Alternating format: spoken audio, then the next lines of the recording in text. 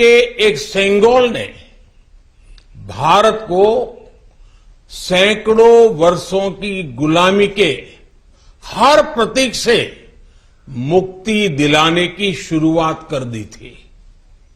जब भारत की आजादी का प्रथम पल आया, आजादी का प्रथम पल, वो क्षण आया, तो ये सेंगोल ही था जिसने गुलामी से पहले वाले कालखंड और स्वतंत्र भारत के उस पहले पल को आपस में जोड़ दिया था।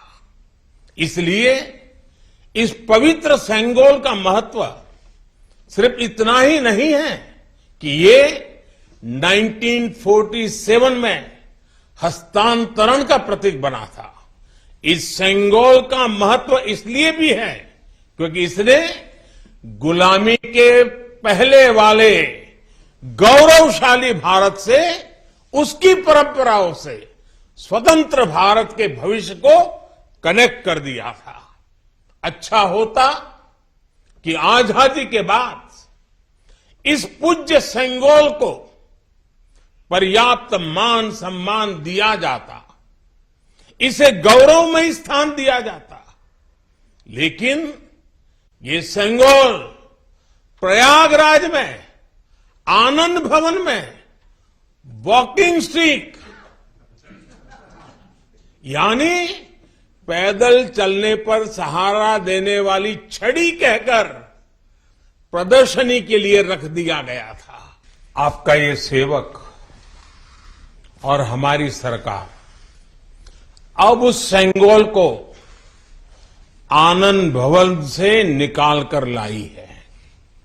आज आजादी के उस प्रथम पल को नए संसद भवन में सेंगोल की स्थापना के समय हमें फिर से पुनर्जीवित करने का मौका मिला है। लोकतंत्र के मंदिर में आज सेंगोल को उसका उचित स्थान मिल रहा है। मुझे खुशी है कि अब भारत की महान परंपरा के प्रतीक उसी सेंगोल को नए संसद भवन में स्थापित किया जाएगा। ये सेंगोल इस बात की याद दिलाता रहेगा कि हमें कर्तव्य पथ पर चलना है, जनता जनार्दन के प्रति जवाबदेह बने रहना है। पूज्य संतगण, आदिनम की महान प्रेरक परंपरा साक्षात सात्विक ऊर्जा का प्रतीक है। आप सभी संत शैव परंपरा के अनुयायी हैं। आपके दर्शन में जो एक भारत श्रेष्ठ भारत की भावना है, वो स्वयं भारत की एकता और अखंडता का प्रतिबिंब है। आपके कई आदिनम के नामों में ही इसकी झलक मिल जाती है। आपके कुछ अधिनम के नाम में कैलाश का उल्लेख है। ये पवित्र पर्वत तमिलनाडु से बहुत दूर हिमालय में है, फिर भी ये आपके हृदय के करीब है। शैव सिद्धांत के प्रसिद्ध संतों में से एक तिरुमूलर के बारे में कहा जाता है कि वो कैलाश पर्वत से शिव भक्ति का प्रसार करने के लिए तमिलनाडु आए थे। आज भी उनकी रचना तिरुमंदिरम के श्लोकों का पाठ भगवान शिव की स्मृति में किया जाता है। अपर, समंदर, सुंदरर और माणिका वासगर जैसे कई महान संतों ने उज्जैन, केदारनाथ और गौरीकुंड का उल्लेख किया है। जनता जनार्दन के आशीर्वाद से आज मैं महादेव की नगरी धर्मपुरम आदिनम के स्वामी कुमार गुरुपरा तमिलनाडु से काशी गए थे। उन्होंने बनारस के केदार घाट पर केदारेश्वर मंदिर की स्थापना की थी। तमिलनाडु के तिरुपन्नदारु में काशी मठ का नाम भी काशी पर रखा गया। इस मठ के बारे में एक दिलचस्प जानकारी भी मुझे पता चली है।